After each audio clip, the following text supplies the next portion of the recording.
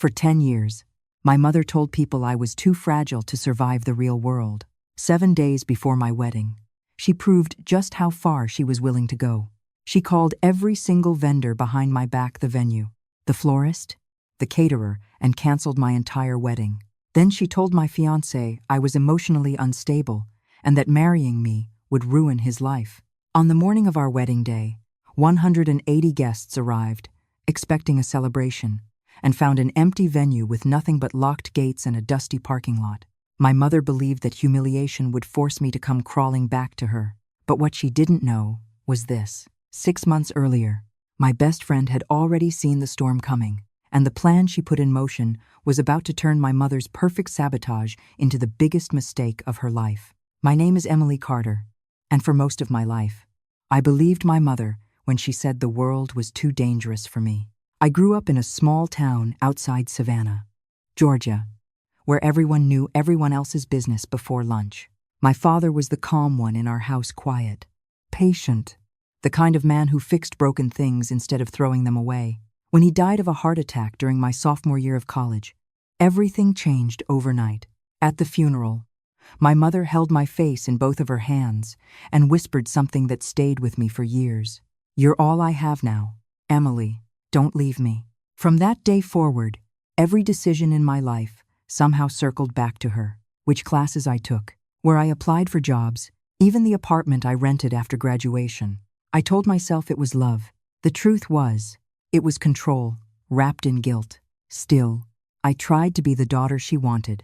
I became an elementary school teacher because she said it was safe. I stayed in our hometown because she said big cities would eat me alive. My students adored me. My coworkers trusted me. Parents left thank you notes on my desk at the end of the year. But none of that mattered to my mother. To her, I was always one bad decision away from falling apart. Then 3 years ago, I met Daniel Brooks. Daniel wasn't flashy. He didn't drive an expensive car or talk about big dreams. He built furniture with his hands, tables, chairs, cabinets, things meant to last longer than the people who made them. The first time he came to pick me up for dinner, my mother looked him up and down on the porch and said something I will never forget. "Carpentry isn't exactly a stable future, is it?" Daniel just smiled politely and held the door open for me. That was the moment I should have realized something. My mother wasn't afraid I would fail. She was afraid I might finally succeed without her. And the day Daniel proposed was the day she decided to stop it. At first, my mother didn't oppose the wedding. At least, not openly. Instead, she did something far more subtle. She offered to help. "You're busy with school," she told me one evening while we sat at her kitchen table, going over wedding ideas. "Planning a wedding is stressful. Let me handle some of the details." At the time, it sounded reasonable. I was teaching 3rd grade full-time, grading papers every night, and trying to plan a wedding on weekends. When my mother offered to call a few vendors for me, it honestly felt like a relief. That was the first step. A week later, she had already spoken to 3 venues. 2 weeks later, she had arranged a meeting with a florist. By the end of the month, my mother had quietly placed herself between me and almost every part of the wedding, and I didn't even notice it happening. If I called the florist, they told me my mother had already finalized the arrangements. If I emailed the caterer, they said they were waiting on confirmation from her. Even the venue coordinator started contacting her phone instead of mine. Every time I questioned something, my mother had the same answer. "I'm just trying to make this beautiful for you." But little by little, the wedding stopped looking like something Daniel and I had planned. I wanted wildflowers, sunflowers, lavender, and baby's breath scattered across wooden tables. My mother ordered white roses because she said wildflowers looked cheap. I wanted a simple backyard-style dinner, barbecue, cornbread, sweet tea. My mother switched the catering to a formal plated menu because, in her words, people will judge you for serving barbecue. Even the guest seating changed. Daniel's family was originally supposed to sit in the front rows. My mother quietly rearranged the chart so her church friends filled the first 4 rows instead. Every time I pushed back even gently, she reacted the same way. She cried, not small tears either, the kind that filled the entire room. "I just want your wedding to be perfect," she would say, dabbing her eyes with a tissue. "Your father would have wanted it that way." And every single time she mentioned my father, the argument ended. Because how do you argue with a grieving widow? But the worst part wasn't the flowers, or the food, or the seating chart. The worst part was what she started doing behind the scenes. Phone calls, quiet conversations, little comments dropped into the right ears around town. By the time I realized what was happening, my mother had already started telling people a very specific story about me. A story where I was fragile, unstable, too emotionally damaged to know what was good for me. And according to that story, Daniel wasn't marrying a woman. He was making the biggest mistake of his life. I didn't realize how far my mother had gone until about 3 weeks before the wedding. Daniel and I were sitting at our kitchen table late one night, surrounded by guest lists and seating charts, when he finally said something that had clearly been weighing on him. "Your mom asked me to lunch today," he said. I looked up from my laptop. "Oh, how did it go?" Daniel didn't answer right away. He folded his hands on the table, staring at the wood grain like he was choosing his words very carefully. "It was strange." My stomach tightened. "What do you mean?" He exhaled slowly. "She asked if I knew about your episodes." For a moment, I didn't understand the word. "Episodes," Daniel nodded.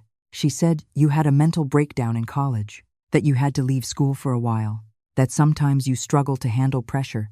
The room went completely still. Yes, I had gone through a difficult time after my father died.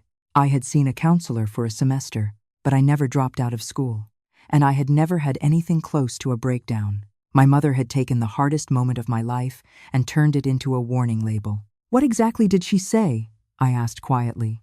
Daniel looked up at me then. His eyes were calm, but there was something new in them, something sharper. "She said I needed to understand what I was marrying into." My hands went cold. "And then," he continued, "she used a phrase I don't think I'll ever forget." He paused. "She called you damaged goods." For a moment, I couldn't breathe. All the small things suddenly made sense. The rumors in town, the strange looks from neighbors, the way people had started speaking to me like I was fragile glass. My mother hadn't just been controlling the wedding, she had been quietly destroying my reputation. And that night, sitting at our kitchen table, I realized something that terrified me. My mother wasn't trying to protect me. She was trying to make sure no one else would ever want me. For a few days after that conversation, I tried to convince myself things weren't as bad as they felt. Maybe my mother had exaggerated. Maybe people would forget. Maybe the wedding would still go on without any more surprises. I was wrong. 7 days before the wedding, during my lunch break at school, I decided to call the florist just to confirm the delivery time. A simple check-in. Routine. The woman who answered sounded confused when I gave my name. "Miss Carter," she said carefully. "I thought your mother already spoke with you." My stomach tightened. About what? A pause. About the cancellation. The word didn't make sense at first.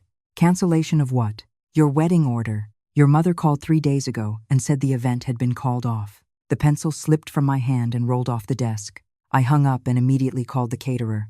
The same answer. Cancelled. Then the venue. Cancelled. Every single vendor I had spent 3 years saving money for had received the same phone call. From my mother. By the time I got home that afternoon, I could barely feel my hands. Daniel found me sitting on the kitchen floor, still wearing my work clothes, staring at my phone like it might suddenly explain everything. "What happened?" he asked softly. I tried to speak. Nothing came out. Finally, I managed to whisper the words. "She canceled everything." Daniel sat down beside me. Everything. The venue, the flowers, the food, all of it. 3 years of savings. Every weekend we had spent working extra hours. Every dollar we had carefully set aside for a future together. Gone with a few phone calls. I called my mother right then. She answered immediately, like she had been waiting. "Mom, you canceled my wedding." Her voice was calm, too calm. I canceled a mistake. My fingers tightened around the phone. "That wasn't your decision." She didn't hesitate. "Everything about you has always been my decision." "Emily." The words settled over me like ice. For a long moment I just stood there in the middle of the kitchen. The house felt too quiet, too small. Then something inside me shifted, a feeling I had never allowed myself to feel before. Not fear, not guilt, something colder. And for the first time in my life, I said something my mother had never heard from me. Then I hung up the phone. But even as the silence filled the room, one terrifying thought kept repeating in my head. Without vendors, without money to start over, without time to fix it, My mother had just destroyed my wedding, and there was nothing I could do to stop it. For the next 24 hours, I barely moved. Daniel stayed close, hovering in the quiet way he always did when something was wrong. He didn't push me to talk. He just made coffee, sat beside me, and waited. By the second night, the reality had settled in. The wedding was over. 3 years of saving had vanished. 200 invitations had already been mailed. And in 6 days, the entire town would know my mother had been right all along, that I had rushed into something that fell apart. Around 8 p.m., there was a knock on our door. Daniel opened it. Sophie walked in carrying a thick manila folder. She didn't smile. She just dropped the folder on our kitchen table. "I need you both to listen," she said. My voice came out weak. "Sophie, the wedding is canceled." She shook her head. "No," she said calmly. "Your mother canceled her version of the wedding." Then she opened the folder. Inside were contracts, printed emails, receipts. The first one she slid across the table made Daniel lean forward. Elmwood Garden Estate, private event reservation. Our wedding day. I blinked. "What is this?" Sophie crossed her arms. "The backup plan." My brain struggled to catch up. "You made a backup wedding 6 months ago." Daniel stared at her. "You knew something like this might happen." Sophie looked directly at me. "The day your mom insisted on controlling the vendors, I knew." She flipped to the next page. A florist contract, then a catering invoice, then a DJ booking. All different vendors, all already confirmed. My heart started pounding. "How many people know about this?" I whispered. Sophie gave a small smile. "Right now." She tapped her phone. "Just me." Then she said the words that changed everything. "But by Saturday morning, every guest will know where the real wedding is." Saturday morning arrived faster than I thought possible. For the first time in an entire week, I woke up without the weight of dread sitting on my chest. Sophie had already been awake for hours. When I walked into her apartment living room at 7 a.m., she was standing over her laptop with a spreadsheet open and 2 phones beside it. "Good morning, bride," she said without looking up. My heart started racing again. "Is it working?" She turned the screen toward me. Rows of names filled the page, green check marks beside most of them. "Your original guest list," she explained. 180 people. Daniel leaned over my shoulder, and the green marks confirmed they're coming to the new venue. By 10 a.m., almost every guest had received the same message. Surprise location upgrade for Emily and Daniel's wedding. New venue, Elmwood Garden Estate. Ceremony at 3 p.m. Sophie personally called the 15 most important guests Daniel's parents, my uncle, close friends, just to make sure the message was clear. But there was one name missing from the list. My mother. She received no message, no address, no explanation. As far as she knew, the wedding was still happening at the original venue, the one she had canceled. Guests began arriving at Elmwood Garden Estate. The place looked like something out of a dream. Wildflowers lined the garden paths, sunflowers and lavender-filled wooden barrels. Simple wooden chairs Daniel had secretly built in his workshop for months, were arranged in neat rows beneath 2 massive oak trees. Big Jim's barbecue smoker was already going in the corner of the lawn. Sweet tea and mason jars waited on long wooden tables. Everything I had originally imagined, everything my mother had tried to erase. People walked through the gate and stopped in amazement. "This is beautiful," someone whispered. Daniel squeezed my hand. "You ready?" For the first time all week, I was. At exactly 3, the music started. I walked down the garden aisle on my uncle's arm, while nearly 200 people stood smiling around us. And for a moment, the world felt perfectly still. We said our vows. Daniel's voice cracked halfway through. Mine almost did too. When the officiant pronounced us husband and wife, the entire garden erupted in applause.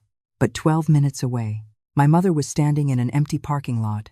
She had dressed for victory, her navy dress, her pearls, her perfect smile. Except there was no tent, no chairs, no guests, just an abandoned venue and locked gates. According to what I later heard, she spent nearly 10 minutes calling people. My phone, Daniel's phone, Sophie's phone, several guests. No one answered. Finally, one distant cousin picked up and said the words that ended her plan. "Oh, didn't you hear? The wedding's at Elmwood Garden now." 20 minutes later, my mother's car pulled into the gravel road outside the garden estate. She stepped out and walked toward the entrance. But Sophie had thought of that too. A tall man with a clipboard stood at the gate. "Good afternoon," he said politely. "Invitation, please." My mother lifted her chin. "I'm the bride's mother." He checked his list slowly, then looked back up. "I'm sorry, ma'am." He stepped aside from the gate just enough to make it clear. "Your name isn't on the guest list." Through the open garden entrance, my mother could see everything she had tried to destroy: the flowers, the music, the laughter, and me, dancing with my new husband under strings of golden lights. For the first time in her life, my mother was standing outside a door she couldn't force open, and the entire town was watching. The rest of that night felt almost unreal. After everything that had happened, the wedding didn't turn into chaos. It turned into peace. People filled their plates with barbecue and cornbread. Kids ran across the grass, chasing fireflies while the sun sank behind the trees. Daniel and I danced under the oak branches while strings of warm lights swayed in the evening breeze. For the first time in my life, a celebration wasn't controlled by my mother. It simply existed, and so did I. A week later, a short story about the wedding aired on the local news. They didn't mention my mother by name. They didn't need to. In a small town, people know how to connect the dots. The same neighbors who had once looked at me with pity now stopped me at the grocery store just to say congratulations. Not sympathy, respect. Daniel's furniture workshop started receiving new orders from guests who had seen the chairs he built for the ceremony. Life kept moving, but the biggest change wasn't outside. It was inside me. For the first time, I stopped asking my mother for permission to live my life. 3 months later, I sent her a letter. Not angry, not cruel, just honest. I told her I loved her, but I also told her something she had never heard from me before. That love without boundaries isn't love. It's control. And I was done living that way. I don't know if she understood. Maybe she will one day. Maybe she won't. But today, when I wake up in the small house Daniel and I share, I know something with absolute certainty. My life no longer belongs to my mother. It finally belongs to me.